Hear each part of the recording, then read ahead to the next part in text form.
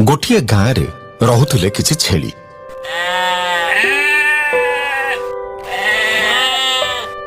सेमाने परस्पर को बहुत भल पाउथिले।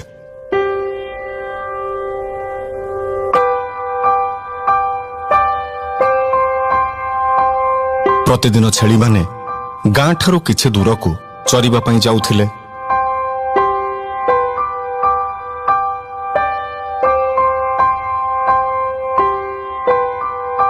दिने जदि गोटिए पटे जाउथिले ता आर दिन आउ गोटे आडे चरिबा पई जाउथिले। आउ प्रतिदिन चरी सारिबा परे समस्ते सांग हेई गाँ को फेरी आसुथिले। जानिच मते ना काली राति रे बहुत जोरे भूक हैला। सेउठू कौन कलु तू? कौन आउ करिथांती, हाथी पोखरी पाखकू गली, सेठी पेट पुरेई घास खाइली, पेटे पानी भी पीली। आउ ठीक सेतिकी बेले बाघ मामुर गर्जन सुनिली, छानिया हेई दौड़ी पळेई आसिली। एई छेली मानको जीवन रे प्रतिदिन किछि ना किछि नुआ घटना घटुथिला। आउ मजा घटना को सेमाने निज भितरे सबुदिने आलोचना करुथिले। दिने छेली माने सकाळु सकाळु चरिबा पई बाहरी कले।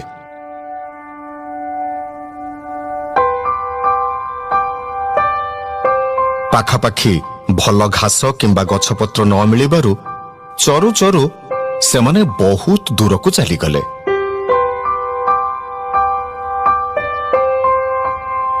धैत आज कोठी किछि भी भल घास पत्र नाही, कौन करिबा कहिलो?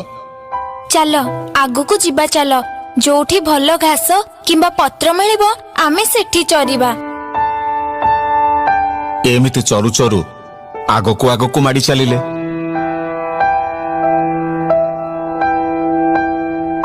किछि बाट जीवा परे हठात कुआडू कलाहांडिया मेघ घोटी आसिला।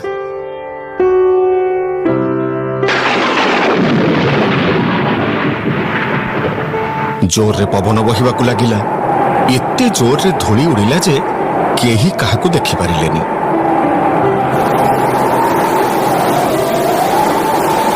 काल बैशाखी माड़ी आसिबारु जीवन भयरे समस्ते अलगा अलगा ही गले। अरे ये कौन होउची? मु काहाकू भी देखि पारुनी। के कोठी अछा? के कोठी अछा? आसो हे प्रभु रक्षा कर, मते रक्षा कर हे प्रभु।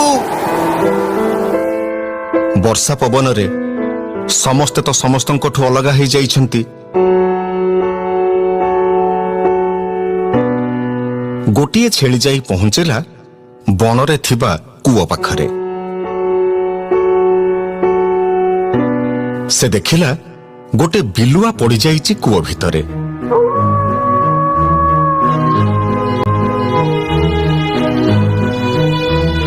ताकू बड़ व्यस्त लागिला। से छेलीटी मनरे थिला बहुत दया आउ करुणा। सांग माने पछरे रही जाइथिले भी से बिलुआटी को ए अवस्था रे छाड़ी देई जमा जाई पारु नथिला। तमे ए कूओ भितरु को केमिते आसिलो?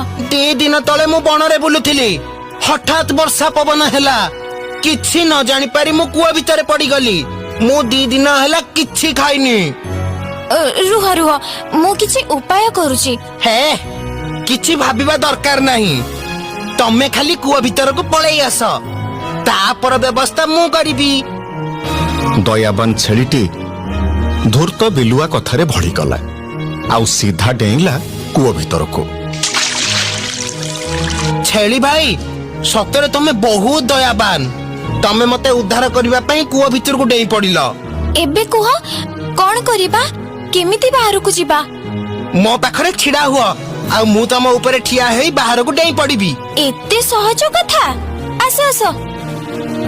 सतकु सत बिलुआ जाई छेली ऊपर ठिया हला आ ऊपर को डेई पड़िला। बिलुआ भाई हेला तो तमे बाहर को बाहरी गलो तो? ହଁ ହଁ ମୁଁ ବାହାରକୁ ବାହାରି ଆସିଲି। ହେଲେ ମୁଁ କେମିତି ବାହାରକୁ ଯିବି? ମୁଁ ଯେମିତି ବାହାରକୁ ଆସିଲି ଠିକ ସେମିତି। ମାନେ ମାନେ ହଉଛି ମୁଁ ଏଠୁ ଚାଲିଲି।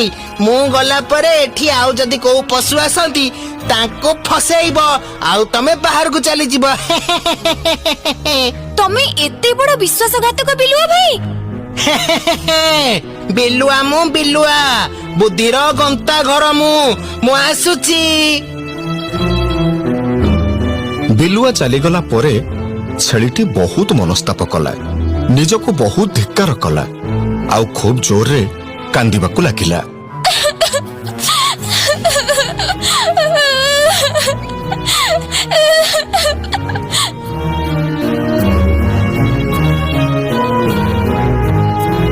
ଏପଟେ ଅନ୍ୟ ଛେଳିମାନେ ବଣ ଭିତରେ ପଶି ତାଙ୍କ ସାଙ୍ଗକୁ ଖୋଜୁଥାନ୍ତି। ସେମାନେ ଖୋଜି ଖୋଜି କୂଅ ପାଖାପାଖି ଆସି ପହଞ୍ଚିବା ପରେ କୂଅରେ ପଡ଼ିଥିବା ଛେଳି ସାଙ୍ଗର କାନ୍ଦ ଶୁଣିବାକୁ ପାଇଲେ ଆଉ ସିଧା ପହଞ୍ଚିଲେ କୂଅ ପାଖରେ। ଆରେ ଆରେ ଆମ ସାଙ୍ଗ ତ କୂଅରେ ପଡିଛି। ଆରେ ଶୀଘ୍ର ତାକୁ କାଢିବାର ବ୍ୟବସ୍ଥା କର। ଅନ୍ୟ ଛେଳିମାନେ ବ୍ୟବସ୍ଥା କରି ତାଙ୍କ ସାଙ୍ଗକୁ କୂଅ ଭିତରୁ ବାହାରକୁ ଆଣିଲେ।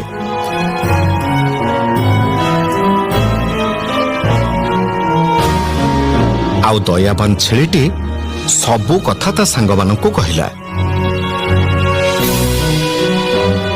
ଏଭଳି ପ୍ରାଣୀକୁ ଭୁଲରେ ସାହାଯ୍ୟ କରିବା କଥା ନୁହଁ। ସେ ବିଲୁଆ ବହୁତ ବଦମାସ, ସେ କେବେ ବି କାହାର ମଙ୍ଗଳ ଚାହେଁନି। ଚାଲ ଆମେ ଏବେ ଗାଁକୁ ଫେରିଯିବା। ଛେଳିମାନେ ନିଜ ଗାଁକୁ ବାହୁଡ଼ି ଗଲେ। ସେଇ ଦିନଠୁ ସେମାନେ ଆଉ କୌଣସି ପ୍ରାଣୀକୁ ସାହାଯ୍ୟ କଲେ ନାହିଁ। ତେଣୁ କଥାରେ ଅଛି, କୃତଘ୍ନକୁ କେବେ ବି ସାହାଯ୍ୟ କରିବ ନାହିଁ।